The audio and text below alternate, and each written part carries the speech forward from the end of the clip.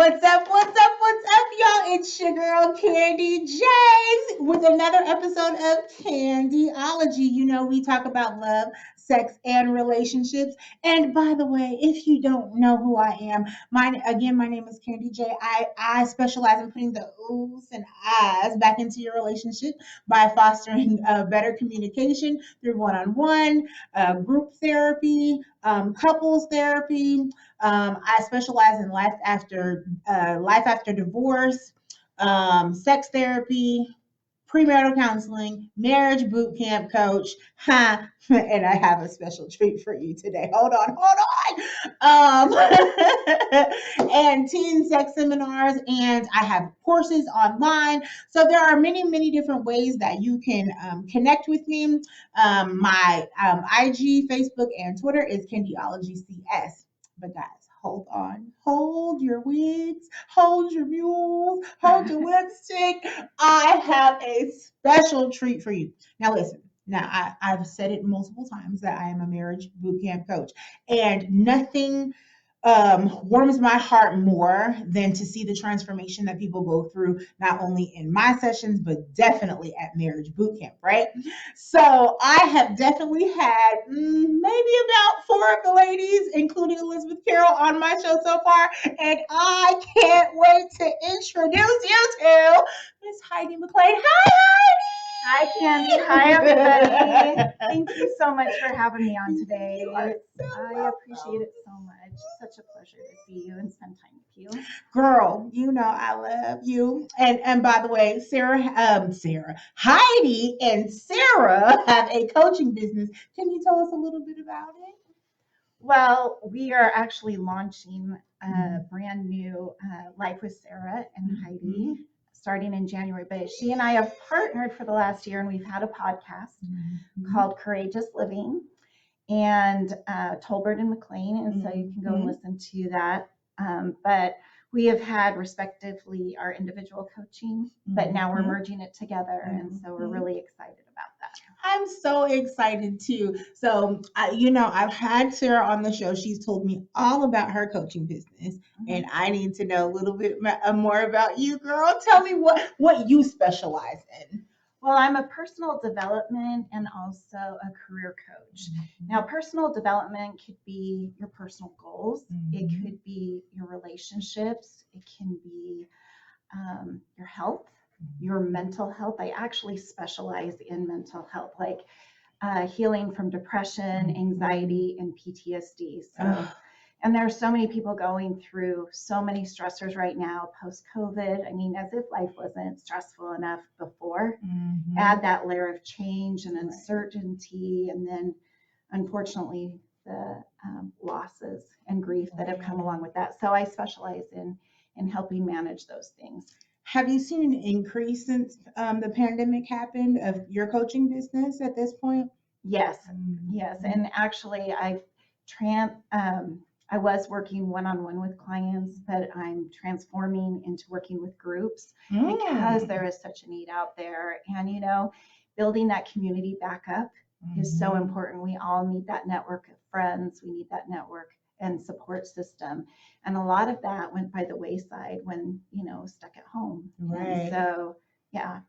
Have you, so I've seen a lot more stories of domestic violence in the home because they're stuck at the house. A lot of molestation too, with what I do. And a lot of couples realizing that, no, we cannot do this anymore. Is that something that you've seen a lot lately? Absolutely. Unfortunately, when you're forced into an environment where you're looking at the other person all day long and you haven't been communicating for a while, all the stuff that you've shoved down underneath the rug and try to just ignore it and say, all right, I know we have issues, but we're just going to keep on keeping on for the kids or whatever, escalates that awareness of, hey, this isn't working for me anymore. Or, hey, we don't have the skills that we need. And so many people, Lord. Yeah. And just so you know, some people may ask, what's the difference between a counselor and a coach? So I am not a therapist. I am a coach. And what I do as a coach, if you think about football or soccer, what does a coach do? They put you through drills. They give you the Right. tools. You practice. It's very involved, and it's results driven. And so really I do work with couples learning how to communicate, resolving those concerns. Now you mentioned domestic violence. So that is something near and dear to my heart. It's something that I've experienced in a personal relationship of my own, and I'm a survivor of that. And so actually, Sarah and I just released on our podcast last month 2 episodes specifically for that. We had Tisha on our podcast sharing her story of survival. That's the one I caught. That's the part of the one I caught. Awesome. Okay. And then we spoke with Ruth, who is a director at the Genesis Women's Shelter. And she was sharing not only what does domestic violence look like, but what resources are available. And there are so many out there. And I've worked with Stronger. It used to be called Stronger Than Espresso, but it's called Stronger Together now, which is specific for domestic violence. And so I've coached individuals and referred people through that, and some of my clients. I've helped some of my clients escape their abusive relationships. So let's talk about that for a moment, because I don't know if you know that I'm a survivor as well. Yes, right? I remember. So tell us a little bit about your story. What happened? What happened in my situation? So I was naive. I'm just going to start there. I was naive, and I grew up in a home where both my parents were partners. They cleaned the house together. They paid bills together. They went on vacations together. They were each other's buddy. Did they fight? Yes, but it was just normal bickering that people do, right? And my dad would maybe work out in the yard where my mom would can stuff in the house. But other than that, they were equitable in their relationship. And I just thought, this is what marriage is. This is what this looks like. And so I just figured everybody's relationship was like that. And that's how it was going to be for me. And then also in our faith, marriage and family is high priority. And so, I'm marrying somebody in my faith. So automatically in my mind, I've got it made in shape. We've got the same moral values, moral compass. We have strong family values. And so I just went with it. There were red flags when we were dating, and he would lose his temper. And he's a little bit younger than me, so I excused the behavior. I was in love, and so, I was like, well, I'm sure he'll grow out of it. This will change, right? And it didn't change. Well, it did, but not for the better. And so then it was verbal at first, and then it escalated into spiritual, and then it escalated into physical and financial. And I was mortified by the time it came to that, because I had worked for a few years with adult probation and parole and their intake department. And I saw many victims of domestic violence or sexual abuse. And of course, the conversation comes up, why didn't you leave sooner? Right? And here I had been working for this organization, and I had friends who could help me, but I was so embarrassed. Right. And mortified that it was happening to me. How could I go and say, this is happening in my life? And so it was really interesting. One of the last conversations I had with my mother before she passed, she said, he's abusing you, isn't he? And I'm like, I'm okay, Mom. She knew. But you said it was verbal first. What type of things would he say to you? It was little things here and there. Like it might be, so he would work during the day and then he was going to school at night. And so I would make dinner for him. When he'd come home, I'm like, you've been working hard. I just want to, take care of you, right? And he'd walk through the door and yell and scream at me, why are you wasting your time? Why are you making this? This isn't what I want for dinner. I don't want you waiting up for me. And I was like, wow. Okay. So, what you don't expect that is like, what? And then I would visit him at work. I got pregnant right away and actually lost weight for the first 6 months of my pregnancy. And I went in about the 6.5 mark and said, oh, I actually gained some weight for the first time in my pregnancy. And he and a nurse he was working with said, oh, yeah, I'm sure you gained a lot. And kind of made fun of me that way. Oh, wow. And then it was like we'd walk down the street and he'd walk ahead of me or he'd walk behind me. And because he was ashamed to be I like guess. that? Oh, I don't know, wow. but it was painful. And then, of Wow. course, when we'd go to church, he was lovey-dovey and he put his arm around me and we're the perfect couple, right? Did you feel like that was a part of the spiritual abuse, or was there something else that was a part of the spiritual abuse? No, the spiritual abuse would be I would try and be candid with him about things that I was concerned about, or we had discussions as a couple about how to run our household or whatever. And when we'd pray, he would interject and be like, help Heidi to see it this way. Oh, wow. And so it's like, well, all right. So trying to manipulate it in that sense. Wow. Or, you know what? God says the man should be the head of the household. So what I say should go. Wow. And so, yeah. Mm-hmm. And so it was like, okay, I'm shutting off prayer because that's not getting us anywhere. And, you know, that manipulation of I'm above you and I should preside over this house. No, that. Wow. Yeah. So that started with that. So it went from verbal to spiritual, and I think then you said physical? Financial and physical. Financial and physical. How did it work with financial? So it's interesting. I've had a lot of jobs in my life, which is why I know how to be a coach because I've learned so many things.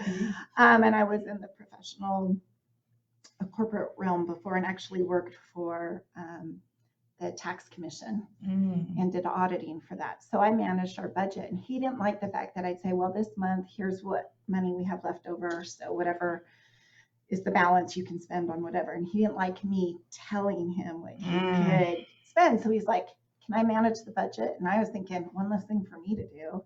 So I'm like, sure. So I sat down and showed him how to do the budget, fully trusting that he had our best interest at heart and things would go smoothly. Well, he started using my social security number to get credit and to buy things that he wanted, toys that he wanted. I would come home from work and he'd start yelling at me. I'm like, what is the problem? He's like, you went to the grocery store and you spent $30. I'm like, we needed bread and we needed milk and something for the baby, $30. Like, and well, I paid extra on bills and we don't have the money for that. And I'm like, we don't have $30. Well, I paid extra. Well, why didn't we have a conversation about that? And why did you spend so much that we don't have $30 to buy gas or to buy groceries? That didn't make sense. And then as part of the spiritual and financial, with the church we go to, we pay tithing. And I went in and they have what's called Tithing Settlement. And you go in and basically they give you a printout of what you spent so you can use it for tax purposes at the end of the year. And he was going to go in and manage that. Well, he set up an appointment for that and they had a cancellation and asked if I could go in sooner. And I was free that night. So I said, sure, I can go in. So I print off our register and everything that we showed that we paid. And I went in and, you know, two couples, you're going to make a few $1,000s. So the tithing on several $1,000s is going to be a few $1,000s. Right. So I take that in and they hand me what they received and it was a couple of $100s. Oh, Father. Yeah. And so here I am sitting with my pastor, becoming aware. And he's like, well, let me make sure there's not a mistake. Let me make sure I didn't just put it under his name or your name. Let's see if there's, you know, some error. There was no error. He had been writing checks. We had duplicate checks at the time. So he was writing in the register that he had written the check. He was going in our Quicken account and saying that it had cleared. And no, when I went and actually looked at the bank statements, he was taking the money out for who knows what. And so he's telling me I can't spend $30 to buy milk. And he's taking tithing money that's supposed to be money as an expression of our faith. Wow. And that was the That- end for me. That's the definition of, will a man rob God? Right? Yes, he will. Yes, he will. Oh my God. Yeah. That's crazy. I'm so sorry that you had to go through all of that. But then you said physical, right? So it went from from verbal to emotional to physical to financial. What happened with the physical part of this? So it became very clear pretty quickly that there was some kind of mental illness going on there. It was like living with Bruce Banner and the Hulk. And one minute he would be happy and content, and the next minute he was a rage monster and throwing chairs across the room. Jesus. And a couple of times he'd throw me up against the wall. He'd choke me. One time he held a knife to my throat. He'd punch me in my arm or leg where it would be covered by clothing. He would never touch my face or anything like that. Putting his hand over my mouth and holding me down. So how did you get out? How did you make the conscious decision to say, I can't do this anymore? So it's interesting, like within the first 6 months, I actually was like, I need to get out of here. Well, actually it was first year because it escalated after our son was born. I'd gone to our church leaders and said, this is what's going on. And they said they would do whatever it took to help me get out. But upon praying about it, I felt like he definitely had a mental health issue. And then I needed to give him the opportunity to address that. And I had kicked him out. And he said that he would take that opportunity. We did work with professionals, and that erratic behavior calmed down. And during the time when he was following the protocol that the doctors prescribed, things were fine. And so that made me, okay, things have calmed down. There's not this wave of intensity, and there was stability and there was contentment. So things weren't always horrible. And I was like, okay, this is manageable. I can do this, right? And if it's a mental health thing. So, I'm a big proponent of marriage, and I'm never a proponent or saying that you should stay if there's abuse. No.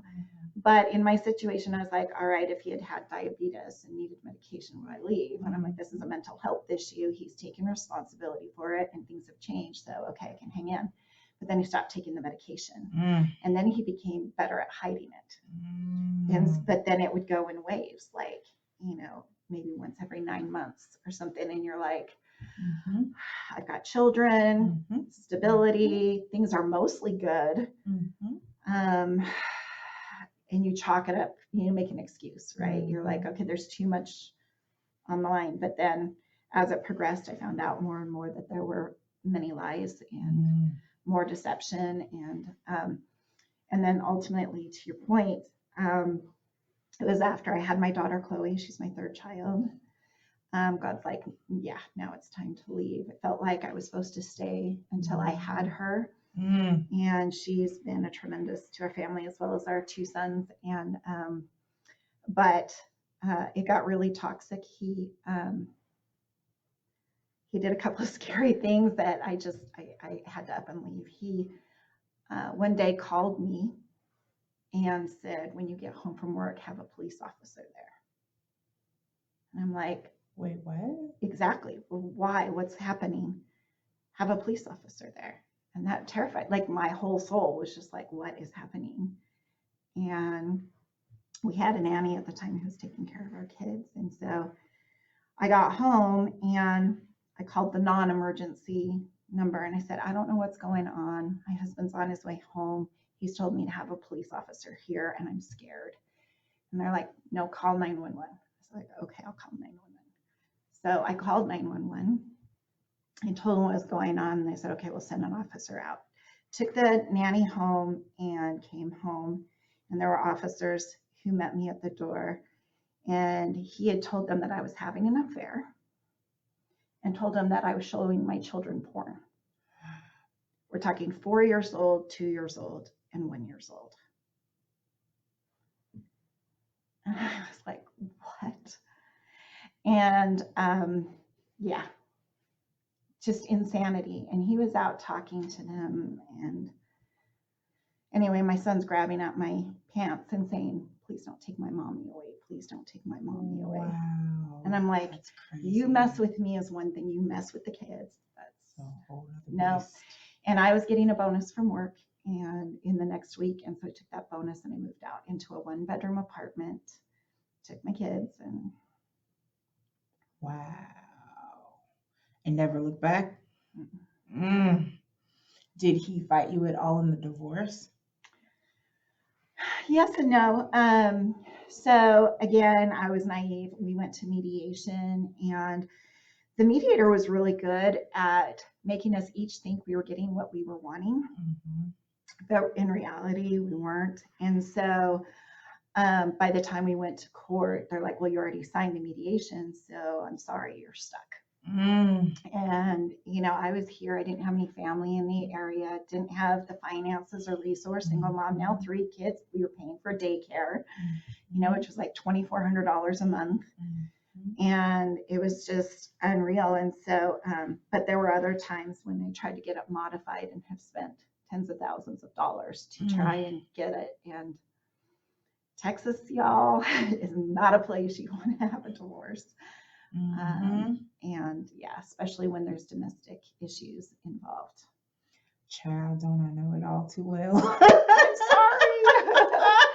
I'm sorry. I think the only difference between you and I, though, is that I went to, I have lawyer friends.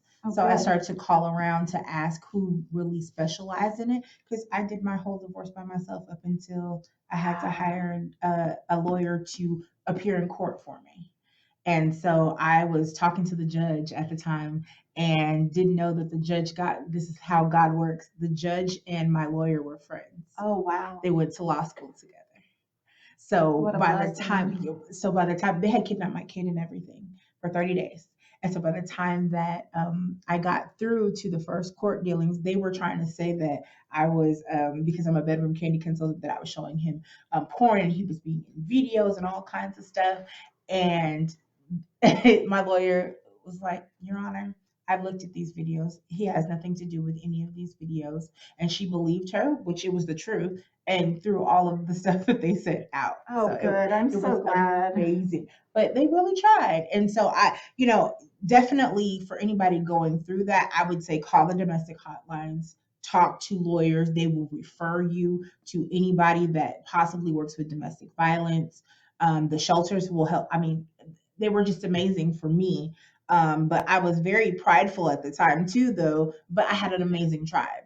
And so that was going to be my next question. Did you have a tribe of anybody at all? No, we had moved here from Utah about 2 years before, a year or two before. And we had moved closer to be with his parents. They were living in Shreveport, but the economy was better here. So we moved here, and we did have a church family, but we just moved into our house.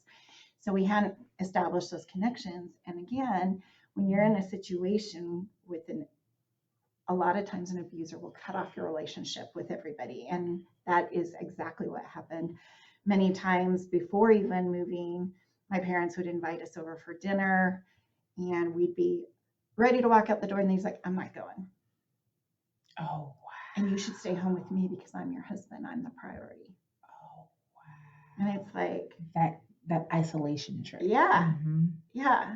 And I was like, but we already told them we're coming. And if I went, then because of the thoughts he was putting in my head, then I'm not putting my marriage first, right? And then if I don't go, then I'm cutting off my relationship with my family.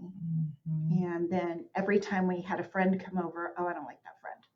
Why don't you? Oh, I think she's weird. Or I don't like her perspective on that. I don't think she's going to be a good influence on you. And it's like, but she's my friend. You don't have to talk to her. Right. And what type of influence are you? Yeah, exactly. But again, at that time I was naive. And also at that time, I had issues believing in myself. I thought that I wasn't worth it. And I thought I deserved the treatment I was getting. And that goes way back to childhood and things that I experienced there. So let's talk about that then. I feel like I'm just like, I'm getting Did you know that you were going to come on my show and all this? this? Is therapy with Heidi. Let me just lay out all the Pandora's box for you.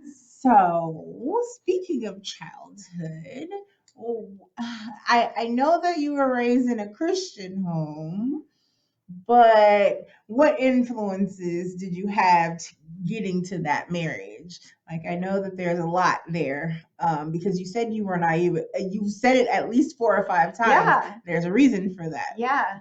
Tell me, girl. Tell me. Okay. Well, first, I was given up for adoption at the age of 1, and then I was put in 3 foster homes before landing into my family home. And my caseworker expressed to my family that I was not treated very well with my biological family, and I don't know if that's 100% true, but also in the foster care. And my mom said when I came to live with them, I was like a little wild animal, and raspy voice, crying a lot, screaming a lot, in a lot of emotional pain for being a toddler. But the home I was raised in, my parents were very loving, very structured home, Christian, went to church every Sunday, believed in Jesus, taught us morals, and honestly, it was an extremely safe place. My father did have a bit of a temper growing up, and I was fearful of that. But then, based on what happened prior to him, I already had fear in relation to men. So that added to it. And during one of the times when I was not being treated so nicely, I remember being told I was a bad girl, and I was worthless, and I wasn't any good. Was this biological parents or this was foster? Foster. I remember it. And I also remember being held down and my mouth covered and me crying and trying to get up and them holding me down. So do you think that was physical abuse or sexual abuse? I know it at least was physical. I don't remember beyond that. And I don't know, but it was traumatic enough. Right. So there's something there. Yeah, but I believed that I was worthless. You know, so the other part of that story is I was told that my biological parents had another child before me, a girl, and they kept her.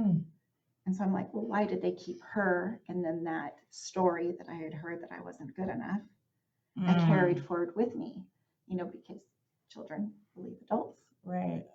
And so when you have that negative tape playing in your life, right, then it shapes the world in which you live. Right.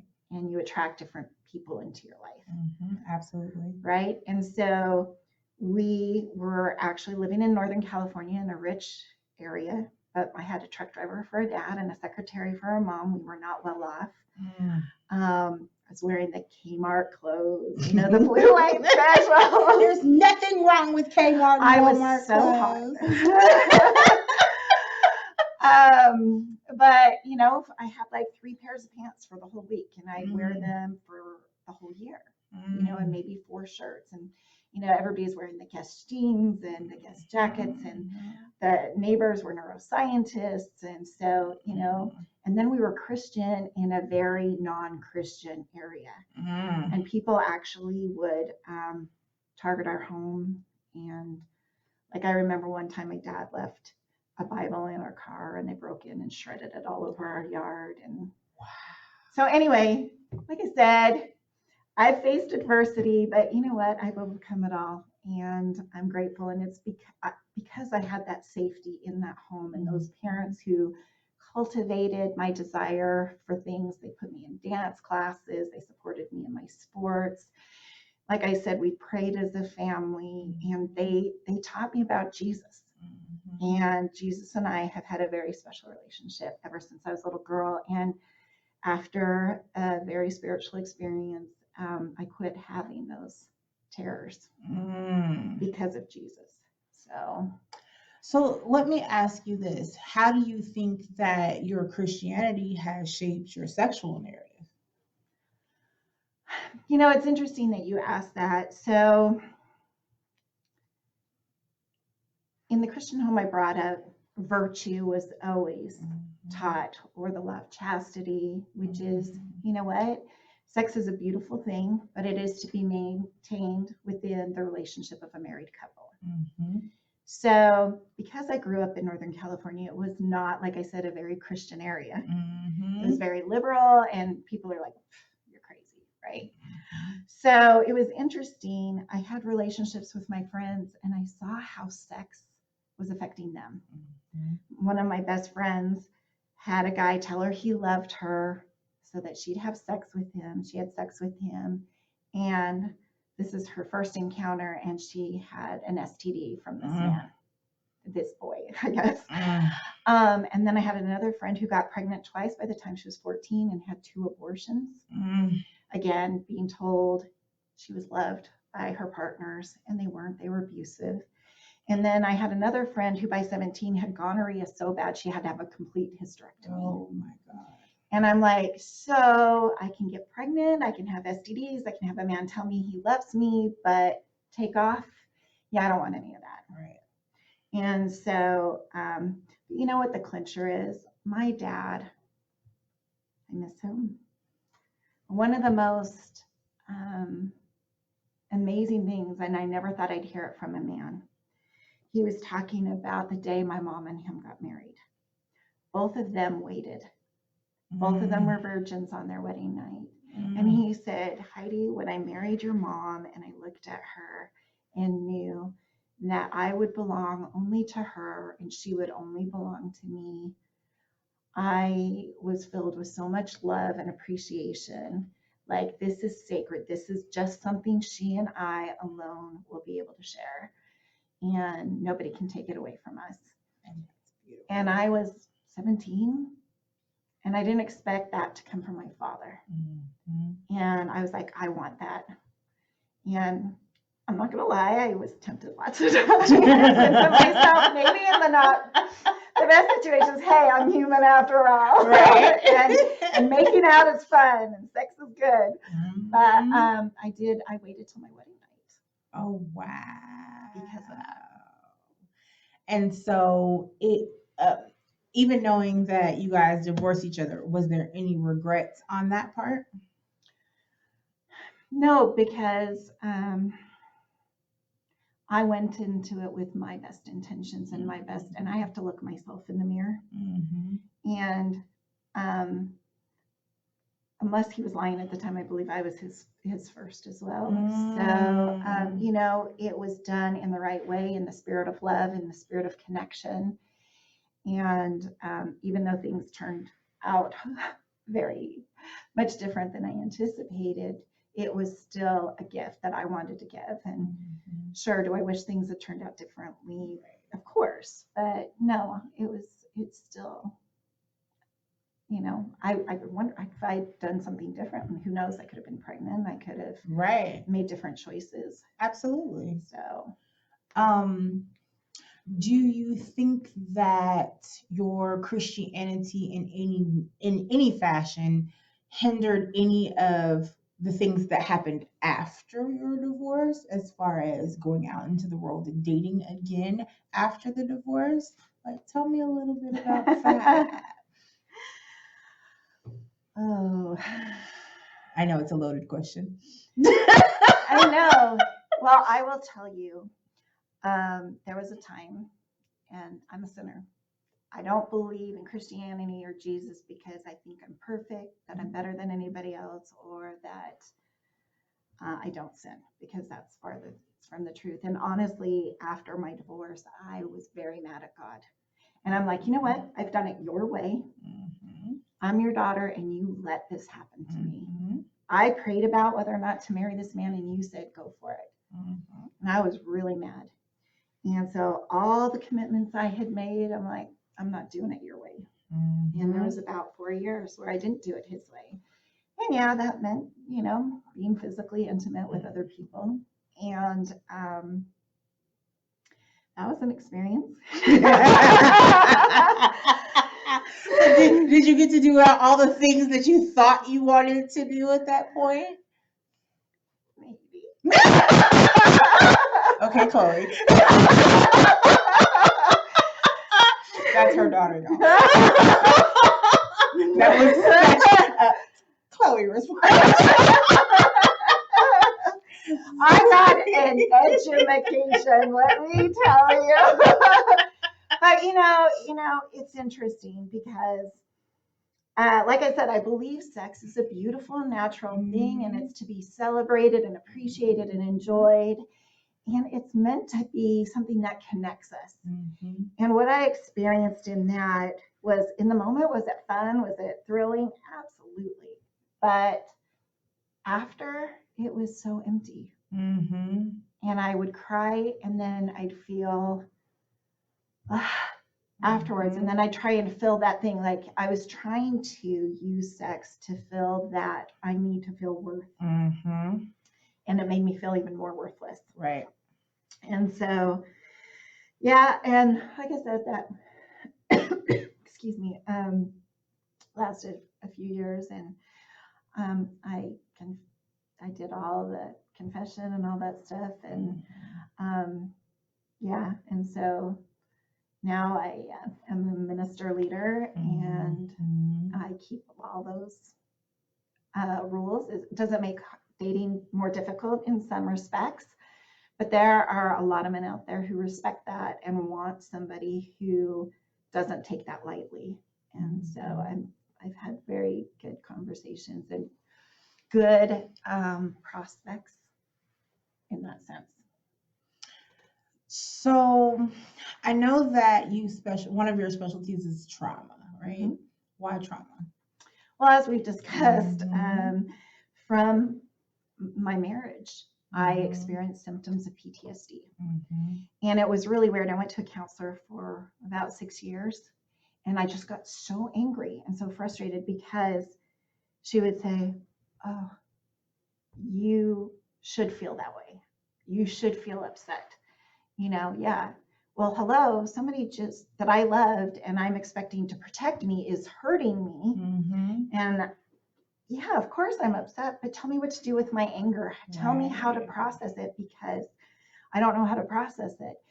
And, they didn't even refer me to somebody who specialized in PTSD. And so I'm like, this is getting me nowhere. And honestly, it was making me more depressed and more anxious because I felt like I was like a fish trying to swim upstream because there was no answer. Right. And so a very good friend of mine and another colleague of ours, Christy, introduced me to a program where not only did they address PTSD, but it was a certification course where you could help others through it. But they made you go through the course first as a client. Oh, wow. And then you had to do 1,000 hours of clinical work following that. I had more help in one 2-hour session than I had 6 years of therapy. Wow. And it was amazing to see the transformation, not just for me. I didn't say anything to my kids or my family, but within 2 weeks, I could see the shift in the energy in all of their lives. They weren't walking on eggshells anymore because I wasn't having my triggers, which are the fight, flight, freeze, or appease mode. And so mom was not flipping her lid anymore when I was getting triggered, when the kids, looked at me the way dad looked at me or said something the way dad said to me. And so that created a space for healing for me and for them. But it was interesting that happened secondarily. And I said, if this is what's going to happen for me and my family and alleviate this amount of pain, I want to do this for others. And so that started my journey to go back to school to study health sciences, nutrition, psychology, to get certified in hypnotherapy, cognitive behavioral therapy. And so that was the launching pad for my desire, because nobody should have to go through that kind of pain. But we do. And you deserve healing, and you deserve hope, and you deserve not to feel that way anymore. You said such a mouthful. There are so many thoughts running through my head, taking me a few different places. But I think I want to go back to something that I listened to like a week ago, and I listened to you tell this story about this incident that happened with this man. And I don't know if you feel comfortable sharing it with us now, but I kind of feel like it goes hand in hand about what you're talking about for PTSD and trauma. Well, we can never choose what happens to us in life, but we can only choose how we react to it. And I had a friend that I had known in the church for about 20 years. I'd met him. I actually was serving a mission for my church. And he was very well known as a good man, Christian. We were friends for these 20 years. We weren't talking all the time, but we were talking, Christmas or something, or birthdays, just here and there. And he was moving into town and his apartment wasn't ready yet. And he had asked if he could stay with me just for a couple of days until his apartment was ready. And I thought, well, my kids are going to be with their dad for the weekend. They could stay in my son's bed. There's a bathroom over there. He could have his own space. It was somebody I trusted, and so I didn't think much of it. Mm-hmm. And so I said, sure, no big deal. Like, I trust my friends, Mm-hmm. right? And so he came, and the first night we caught up and we were laughing, and he's like, oh my gosh, it's really good to see you. I love connecting with you. And we had fun. We went to a party. And then the second day, we'd gone out and done a few things. And at the end of the day, he was like, I'd really like to start a relationship with you. And I'm like, but I thought you were engaged to somebody else. And he's like, well, I'm starting to question that now. And he put the moves on me. And I said, no, I'm not interested. And he kept putting the moves on me. And I said, no, this isn't happening. And he's like, yes, it is. And I froze. I'll be honest. Mm-hmm. Like, I didn't expect it from this man. Mm-hmm. And I did. I just, as he was kissing me and putting me down, laying me down, I was just like, what is happening? Mm-hmm. And two, I mean, he was in the military before. He's 6'6" and big, and with the trauma I already had of being held down before, Mm-hmm. as you know, the fight, flight, or freeze response is a natural PTSD response, and that's where I went, and it happened. And afterwards, I was crying, and he's like, why are you crying? And then I just looked at him, and he's like, oh, you said no. Mm. And he left the next morning, and I just was completely distraught. I was like, how could somebody that I trusted like that do that? I mean, yeah, I already had the trauma from my marriage, but because it made me question friendship, it made me question relationships, made me think about it. I didn't feel like I could report it. I opened the door. I invited him in. And this is the thing is when I have shared that story a couple of times, and it's mostly men, like, well, you shouldn't have invited him over. Lies. And I still said no, though. Yeah, I still said no, and it is a lie. I should be able to invite somebody into my home without the fear of being violated. I don't care who you are. And so, so that was a really hard situation. And the other thing too is I was afraid if I disclosed it, my ex-husband would take my children away from me because he'd look for any little thing. And it's like, oh, you had a man over at your house, huh? Oh, with the false accusation he made before, I was just like, I'm not going there. But I'm so grateful. I did reach out to counselors at that time and therapists, and they did help me through that. And the biggest thing that helped me was forgiving him. That's the last thing I wanted to do, but I wasn't going to give him one more second of my life. He already took what time he did. And I'm like, no, you're not taking any more from me. So had you already gone into coaching and counseling and all that before? Okay. No, it was after all that. Okay. So I guess my question would be, did you immediately start going to counseling, or did you wait a period of time? I waited a month or two. Again, I was still processing everything and how I felt. And again, out of fear that if I disclosed it to anybody, they'd force me to report it, or that they wouldn't believe me, or just out of sheer embarrassment. Again, I'd worked for adult probation and parole, and it's like, and just common sense, maybe you're a single woman and alone, you shouldn't invite. But he wasn't a stranger. He was a friend for 20 years, and Right. somebody I trusted. But anyway, when you're going through something like that too, you don't think as clearly because you're going through pain, right? And you're like a mess for a while. So what would be the biggest advice that you would have for anybody that has recently gone through it or it just happened to them? What would you say to them at this point in time?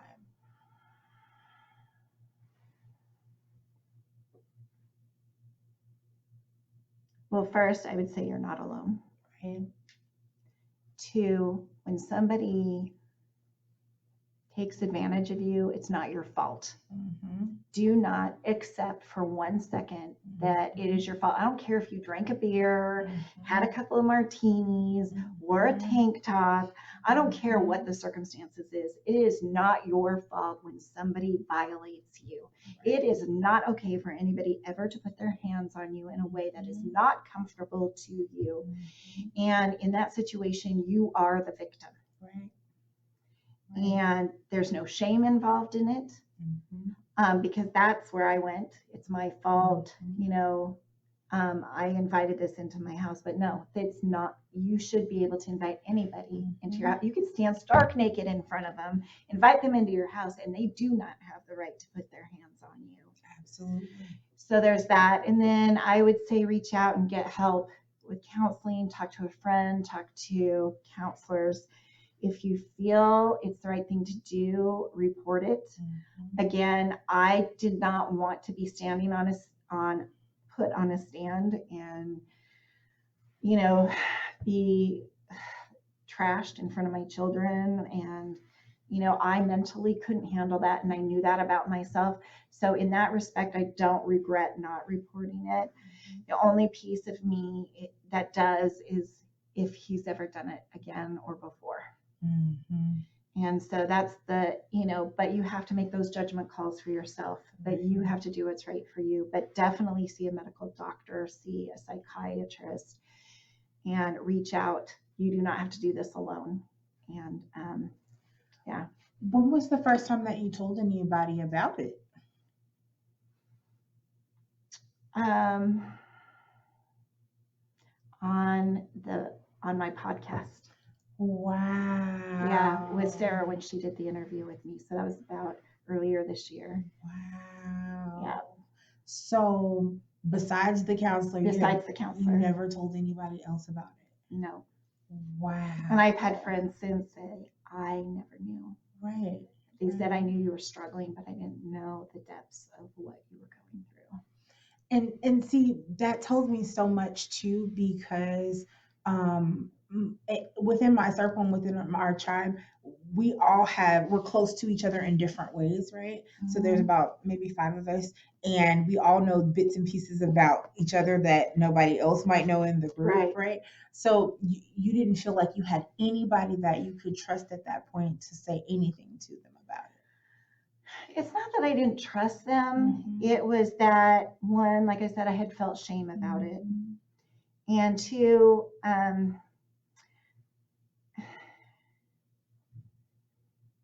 I felt like after working through it with a counselor, and once I forgave him, I didn't need to give him any more time. And in my opinion, voicing it and saying it out loud and publicly, it was giving him more time of my life.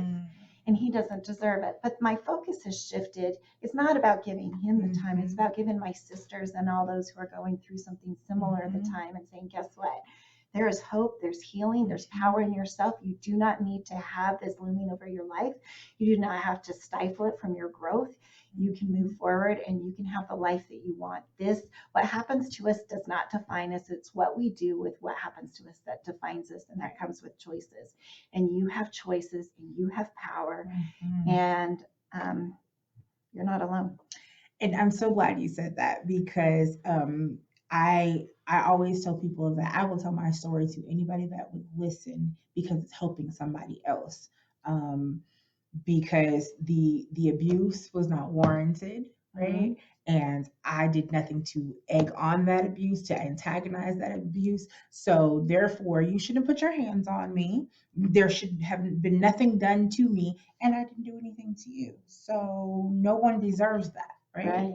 So the more I tell it, somebody else goes. I even had Patricia was on my show about what was that now? 4 months ago, maybe 4 months ago, and she told her story as well, and somebody was in my inbox and was just saying I needed to hear that.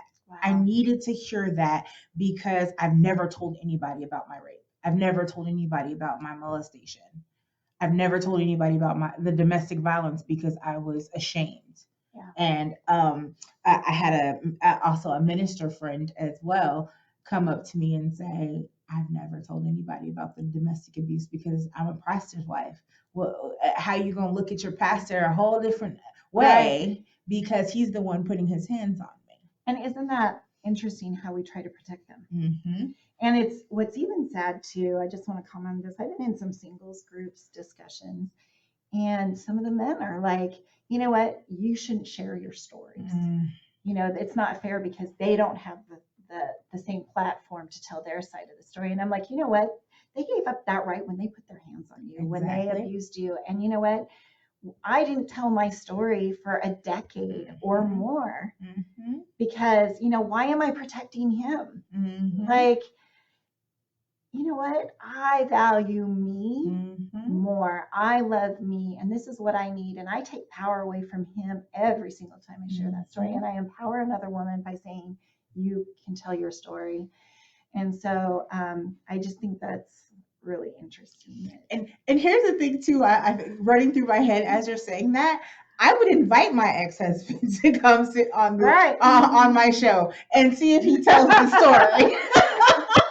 Yeah, he can come. I have no problems with him coming. Share your side of the story so we can sit here and have a debate about it, right? Yeah. Yeah. I have no problems with that. Well, and he told people too, I left because, you know, I was having an affair, which I was not having an affair. And he told people that I was crazy, right? So before I'd even go into my pastor to have a conversation, he's like, yeah, I already know what's going on. And, you know, and it tainted it. And to this day, because I live in the same area, there are some people who still falsely believe those things. And I'm like, if you had one conversation with me or even knew who I was, you would not believe it for 1 second. Right. Exactly. It is what it is. And you know what? I have my tribe that loves me. I love me. I love you. And you know what? I'm good. I'm good. God loves me. And I know. It's just, it saddens me sometimes because there's such a need for us. You know, as coaches, as therapists, as counselors, there's such a need at this point in time because so many people's stories have not been heard. Right. Because of what continuously happens to them. So, you know, I feel very blessed to be a coach and a counselor at this point in time because there's so many different lives that are changed and transformed. And my last question for you would be, you talked about hypnotherapy for a second, right? Why did you go into it? What made you say, oh yeah, this is going to be a part of my coaching business?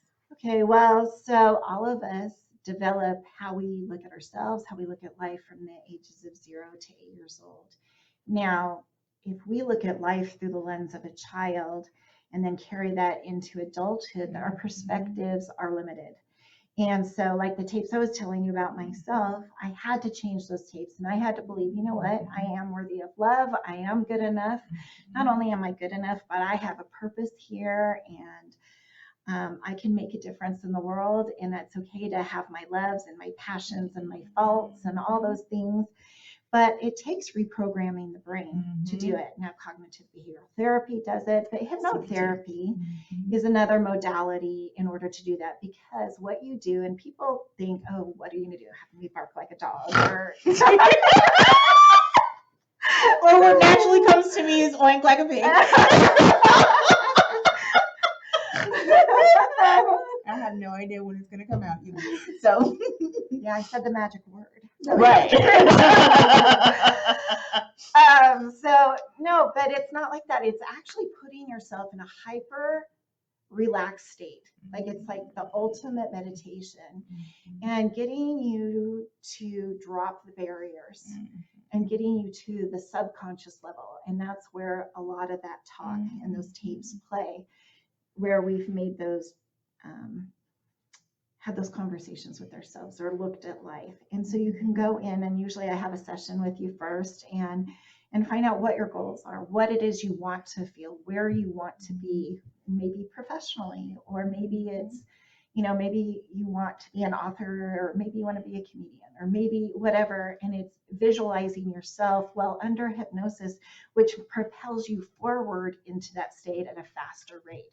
So you can heal trauma, you can feel safe, and you can put in new information, good information, and reinforce it. And so I don't do any of the regression or any of that. I just do the positive reinforcement and the reprogramming to go forward for healing and for achieving. What a great way to reframe your thinking.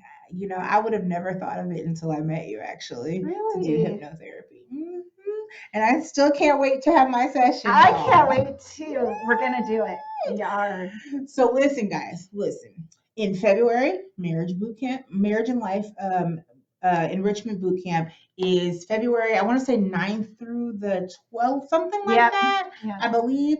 And so you've seen so many of our beautiful coaches between Nakia and Christine. If you haven't caught that one, that was last year sometime. Amber, now Heidi, Sarah, and I have a special treat for you guys in December. I won't let the cat out the bag yet.